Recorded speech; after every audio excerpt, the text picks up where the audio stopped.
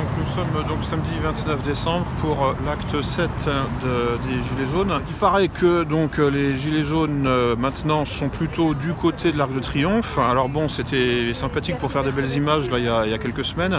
Aujourd'hui ça sert plus à rien, hein. Ce qu'il faut c'est aller au contact du pouvoir, contact physique, hein, c'est-à-dire l'Elysée, l'ambassade des États-Unis, l'Assemblée nationale, l'ambassade de Grande-Bretagne, l'ambassade d'Israël n'est pas très loin non plus, et la banque Rothschild, hein, qui est rue du Faubourg Saint-Honoré. En fait, alors, la partie basse, c'est sur la partie basse des Champs-Élysées qu'il faut être, c'est-à-dire en fait place de la Concorde. Toutes les révolutions colorées de ces dernières décennies, effectivement, bon, elles avaient des financements douteux, tout ce qu'on veut, mais techniquement, c'est ce qu'il fallait faire. Hein, c'est-à-dire il fallait effectivement occuper la place centrale le plus longtemps possible, parce que justement les organes du pouvoir sont à proximité. Là, pour nous, pour Paris, ça concerne la place de la Concorde. Donc c'est là qu'il faut converger, c'est là qu'il faut densifier la foule et les manifestations. Ensuite, effectivement, pour fatiguer les forces de l'ordre, il peut être tout à fait judicieux, opportun, de multiplier les foyers, hein, de manifestations un petit peu partout dans la ville, mais de préférence en se rapprochant physiquement des centres de pouvoir. Donc ça peut être l'île de la Cité, hein, avec le palais de justice, avec la préfecture de police. Ça peut être un peu partout, ou alors des lieux purement symboliques, effectivement, comme Montmartre, comme on a vu la semaine dernière. Mais ça peut être aussi, pourquoi pas l'Arc de Triomphe, hein, évidemment. C'est pas totalement inutile. Voilà, en tout cas pour ce samedi-là, c'est une occasion manquée. Il va falloir effectivement vraiment structurer ce mouvement, parce que de deux choses l'une, soit on va jusqu'au bout, c'est-à-dire la révolution, hein, soit on reste dans on reste dans l'eau tiède, hein, les demi-mesures, et on se contente effectivement d'obtenir un ajournement, enfin je veux dire en fait une remise de peine, quoi, enfin un ajournement de la sentence, quoi. Donc l'idée c'est quand même de se libérer, donc de libérer la France et donc d'aller jusqu'au bout du processus. Aller jusqu'au bout du processus, ce sera de toute façon nécessairement prendre d'assaut l'Elysée. Nécessairement, à un moment ou à un autre, il va falloir passer par là. Et c'est pour ça que le pouvoir le sait. C'est pour ça que le pouvoir essaye de disperser les manifestants, avec évidemment des flics en civil qui portent le gilet jaune et qui disent il faut aller à l'Arc de Triomphe. Ce qui ne sert à rien, et ce qui permet simplement de dégarnir les lignes, enfin de dégarnir la masse de manifestants au contact du pouvoir. Parce que sur les Champs-Élysées, partie haute, hein, là où il y a les commerces, ça ne sert à rien de manifester là, si ce n'est pour le côté image, etc. Mais bon, ça peut être parfaitement récupéré et fondamentalement c'est totalement vain, c'est inutile. Donc c'est pas là qu'il faut aller. Et c'est pour ça que précisément les flics infiltrés dans les manifestants vont dire il faut aller là-bas. Il y a eu un précédent, hein, c'était le mouvement du 14 juillet là, il y a quelques années. Ils essayaient de se rapprocher justement de l'Elysée et de la place de la Concorde, et il y a des commentateurs, des gens qui étaient dans le mouvement ont bien vu qu'effectivement les flics en civil les ont envoyés sur d'autres zones, d'autres quartiers, justement pour disperser, pour commencer en fait à dissoudre la masse, quoi. Donc en fait il faut rester maître de notre mobilité, hein, c'est-à-dire effectivement il faut être un essaim, c'est-à-dire effectivement être capable de se dissoudre et de se reconstituer, mais ça c'est aux manifestants, c'est aux révolutionnaires de rester maître de cet agenda. C'est-à-dire en fait on décide quand on se dissout et on décide quand on coagule. En fait, c'est-à-dire qu'il faut organiser la désorganisation, hein, c'est-à-dire qu'il faut un minimum de principes méthodologiques, parce que après c'est suffisant, hein. Mais il faut un minimum de vision stratégique et tactique. La vision stratégique, globalement, on sait ce que c'est. Maintenant, c'est les principes d'organisation sur le terrain.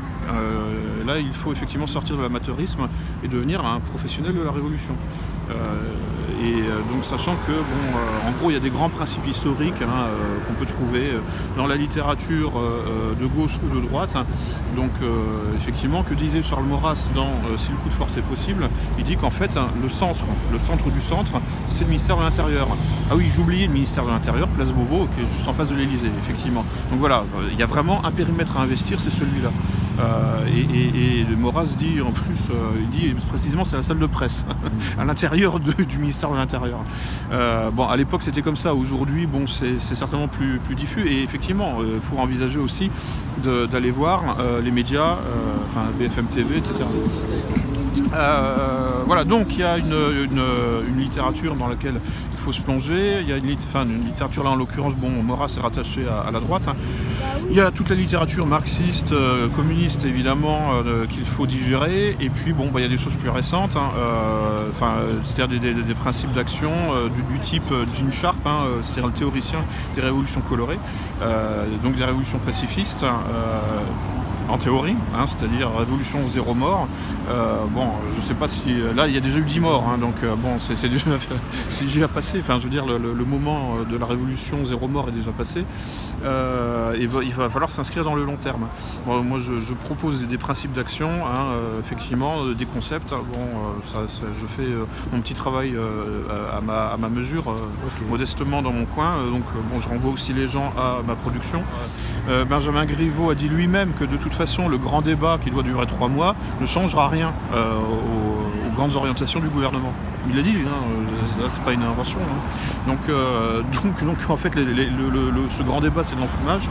C'est pour gagner du temps, jouer la montre, en espérant que le mouvement Gilets jaunes se fatigue. Il ne peut pas se fatiguer pour la raison suivante, c'est que si les gens arrêtent, c'est pire que s'ils continuent. C'est pire parce que tout simplement ils retournent devant leur télé dans leur salon pourri et dans leur vie de merde. Plein de gens ont dit c'est la fête des voisins, je rencontre des gens, je sympathise avec des gens que sinon j'aurais jamais rencontrés. Donc en fait les gilets jaunes sont facteurs de lien social.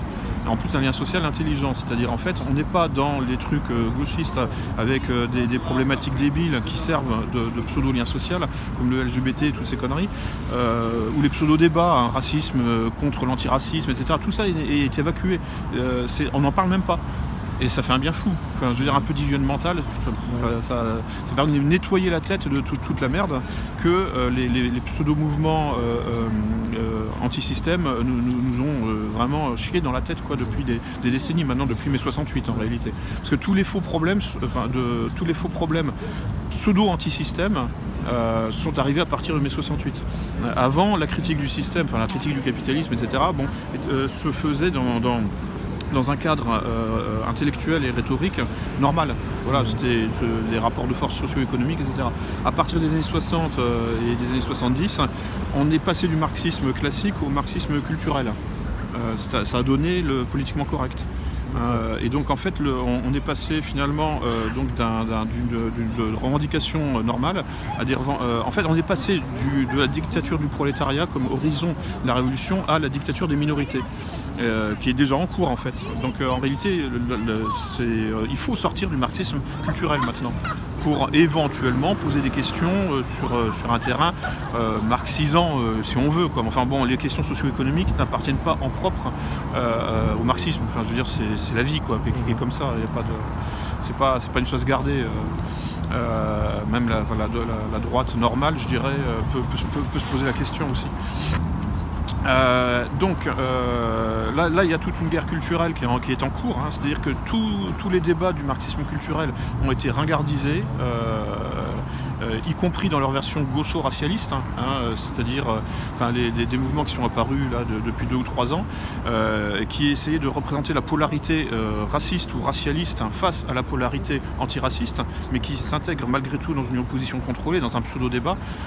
Ça, c'est un outil de management des perceptions. Mais tout ça s'est ringardisé, c'est évacué, tout ça, je veux dire, et il a fallu justement un réveil du peuple, un retour du réel dans le virtuel, une insurrection du réel dans le virtuel, puisque ces pseudo-débats là, de type marxisme culturel installent un champ purement virtuel du débat. C'est-à-dire qu'en fait, on parle de choses qui n'existent qu'à la télé, fondamentalement. Au quotidien, il y a des problèmes de type racisme ou antiracisme qui se posent, mais c'est jamais dans les termes utilisés par les débats télévisuels. C'est beaucoup plus trivial et c'est pas en fait aussi c'est pas grandiloquent. On n'est pas dans des mythologies politiques. C'est beaucoup plus simple en réalité. Les questions, la question du racisme peut c'est des prétextes un peu. Oui, c'est des prétextes. Oui, voilà. Je veux dire. Il y a tout un tas de... Ça permet de noyer le débat, de nourrir un débat inutile en fait. Un débat inutile et surtout en plus d'empêcher en quelque sorte de placer le débat sur un plan pragmatique. C'est-à-dire qu'en fait, moi, en tant que blanc, si je vis dans une cité où j'ai des problèmes de racisme anti-blanc, je peux parfaitement en discuter avec des Noirs et des Arabes et qu'ils comprendront parce qu'eux-mêmes, de toute façon, peuvent avoir des problèmes entre eux. Voilà. Et en fait, tout ça... Donc, si vous voulez, le but de l'antiracisme, ça a été de poser ce débat dans un champ clivant, au lieu de poser ce débat dans un champ, au contraire, dialectique. C'est-à-dire en fait qui va commencer à articuler les contradictions. La dialectique, c'est l'articulation des contradictions. Voilà, donc là, en fait, bon, bref, tout ça, c'est une digression, revenons à ce qui nous intéresse. Nous sommes là, en fait, dans une révolution culturelle, en tout cas, ça c'est certain, il va falloir pousser un tout petit peu plus loin et aller jusqu'à la révolution politique. Sachant que il va falloir aussi utiliser l'outil du système électoral pour peser aussi sur ce qui se passe dans la rue. Parce que tout ça c'est interactif. Je veux dire, donc faut pas oublier qu'il y a un scrutin important l'an prochain, en 2019, c'est les élections européennes, et qu'il faut impérativement que le parti de Macron soit au minimum 2e ou 3e. Pour ce qui concerne la politique intérieure, parce qu'ensuite pour le Parlement européen c'est moins important, parce qu'ensuite les partis sont regroupés en méga groupes, en groupe en fait. Donc là ensuite c'est secondaire, mais bon, pour ce qui est de l'ambiance, l'atmosphère intérieure dans ce pays, il faut impérativement que Macron soit battu, soit au minimum 2e, voire 3e, voire 4e. Mais effectivement, si... transformer l'essai aux élections. C'est ça, il faut transformer l'essai aux élections, parce que si le parti, si la République En Marche arrive première, Macron se refait une santé. Et tout ce qu'on fait là depuis plusieurs semaines, voire plusieurs années, parce que il y a des choses qui se préparent aussi, qui incubent dans l'inconscient depuis des années. Donc tout ce qu'on aura fait n'aura servi à rien. Ça sera anéanti du jour au lendemain, le soir c'est en mai, je ne sais plus exactement quelle date. Donc il ne suffit pas de manifester dans la rue, il ne suffit pas de menacer physiquement le pouvoir en essayant d'occuper la place de la Concorde, parce que ça il va falloir y arriver à ça. Il faut aussi jouer sur toutes les cordes, sur toutes les touches du clavier. Voilà. Et il faut aussi jouer donc jouer la carte du système électoral, sans la mépriser, parce que même si on considère que ça sert à rien, malgré tout c'est un sondage d'opinion, mais grandeur nature, c'est-à-dire qu'on ne fait pas du carottage, c'est pas un échantillon de 1000 personnes censé être représentative. Non, là c'est vraiment tous les gens qui ont envie de s'exprimer, ça touche plusieurs millions de personnes, c'est beaucoup plus représentatif que les sondages,